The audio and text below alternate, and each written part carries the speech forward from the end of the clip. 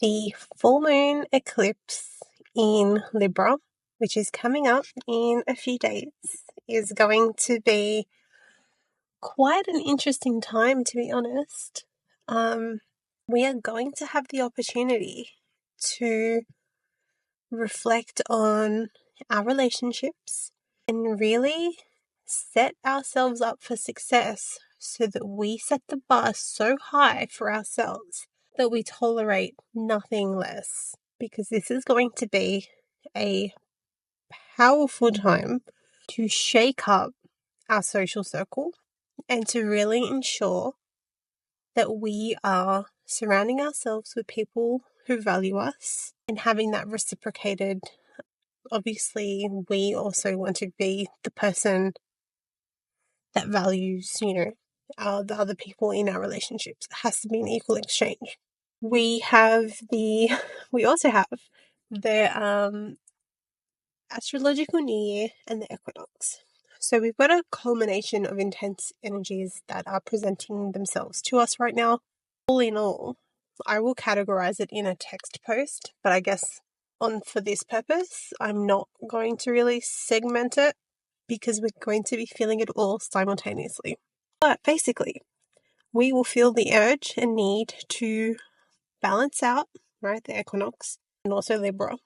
Fairness, diplomacy, things that are in excess or things that have been in lack.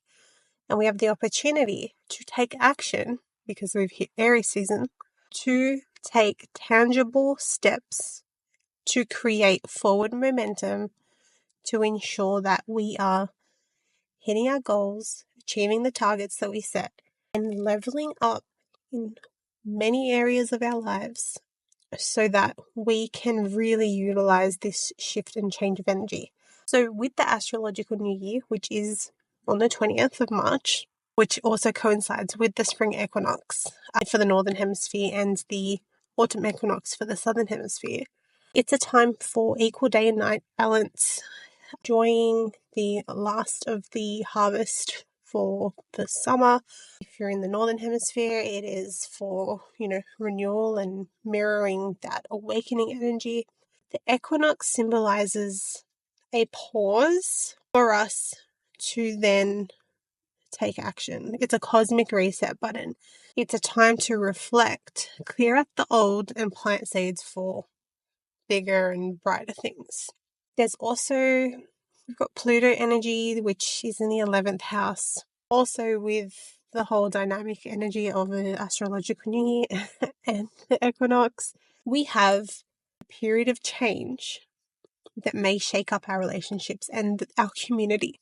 So that we're going to be thinking more about our family, the people around us, the people in our community, the people in our circles, maybe even collectively, like wider humanity types of things. But what we can control is our immediate circles and the people around us. So think about the dynamics that you have between each and every person. Do like a little, I don't know what you call it, like when you, a reflection, I guess. Have a reflective meeting with or on your friendships and relationships. Have a reflective meeting using tarot or pendulum. Really get to the core of, if you've got a question mark over somebody's head, do some divination to ask that form of divination. Is this friendship or relationship serving me? What are their pure intentions? Or what will be the outcome if I remain connected to this person for the, whatever period of time you want? Right? Really anchor in your intuition, because if you do have a question mark over somebody's head, I never say, just cut them off, because quite frankly, you may be the problem, but you may not be. That's why divination is such a cool thing that we can utilize and harness. But to actually reflect and go, okay, have I done my due diligence in this situation? Have I really upheld my my pillars of what I feel are important in an exchange? Really reflect on these things, because we do have the full moon in Libra, which is, it highlights relationships and fairness and equality and balancing those scales so that we can step into this new energy, because it is a new energy. We have a new year upon us. December 31st / January 1st, that's not a new year for me. That feels like a continuous, it's not even the end of anything, really. It's the end of the Gregorian calendar, which is a man-made situation. So think about these sorts of things. Think about gratitude and giving thanks for all the opportunities of abundance that you've had in your life. Get ready to let go of whatever no longer serves you, no matter how difficult it may be to really spend time reflecting on that, because we do as humans like to attach to things. May this astrological new year be the astrological new year for detachment. We owe it to ourselves. We owe it to our kids to do better and to set the bar so high so that nothing that is shitty can really cling to us. It is a whole new energy. And this is not where I planned on this little chat to go, but I guess it is what it is. But what I really want to emphasize is the seizing the opportunity to take initiative and advance yourself, because we don't want to go I winner or like a too little too late situation. We want to be ahead of the game. We want to make fast decisions and fast movement towards whatever goals and ideals we have set for ourselves. So the eclipse is near the moon's nodal axis, highlights that this is more karmic than we even can perceive. It shows us, especially if you have Gemini, Aquarius, I think Sagittarius, and Leo, those with planets or points or house cups within sort of 3 to 5 degrees of those signs will have a really, really great impact on you.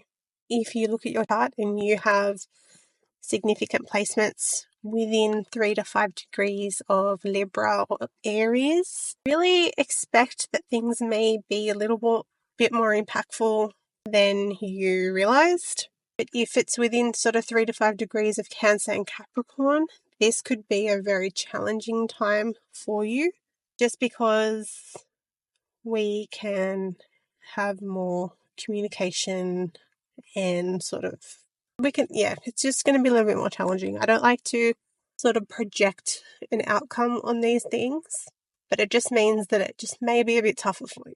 So it's at 5 degrees Libra. So that's why I'm saying between 3 to 5 degrees. So if you look at your astrology chart, if you've got one, and your chart says your sun is at 4 degrees Libra, okay, that's a very close thing.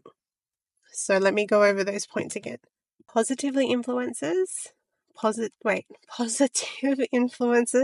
Gemini, Aquarius, Leo, Sagittarius, right?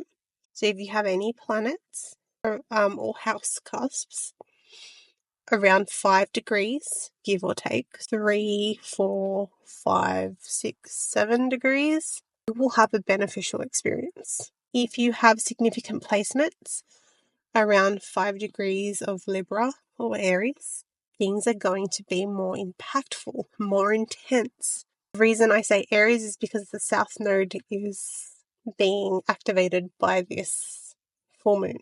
And if you have Cancer or Capricorn within around 5 degrees, it's going to be more challenging.